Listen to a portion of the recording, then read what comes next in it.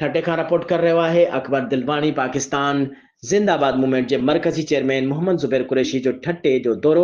तफ़सील मूजिब पाकिस्तान जिंदाबाद मूवमेंट के मरकजी chairman Mohammad Zubair Qureshi, Miro Khan Bugti general secretary, सांघणे वसीम कुरैशी चेयरमैन हैदराबाद सिटी, पाकिस्तान जिंदाबाद मूवमेंट ठटे के चेयरमैन सैयद अल्ताफ़ हुसैन शाह शिराजी ऐं ज़िले ठटे के उहदेदारनि सां गॾु ठटे में मुलाक़ात कई। मुलाक़ात दौरान तफ़सीली ॻाल्हि ॿोल कई वई ऐं तंज़ीम के कारकुननि खे कारकर्दगी बाबत जायज़ो वरितो वियो। उन मौके ते पाकिस्तान जिंदाबाद मूवमेंट ठटे के चेयरमैन सैयद अल्ताफ़ हुसैन शाह शिराजी ॿिन आयल मेहमाननि खे आजियां कई ऐं आयल मेहमाननि खे सिंध जी सूखड़ी अजरक जा तोहफ़ा कया। बाद में ठटे में क़ाइम तंज़ीम की कारकर्दगी बाबत तफ़सील पेश कयो। पाकिस्तान जिंदाबाद मूवमेंट के मरकज़ी चेयरमैन मोहम्मद ज़ुबैर कुरैशी ठटे के तंज़ीमी कारकर्दगी के साराहींदे चयो त साईं अल्ताफ़ हुसैन शाह शिराजी संदसि टीम ठटे के मसलूम अवाम लाइ बेहतरीन किरदार अदा कर रही है।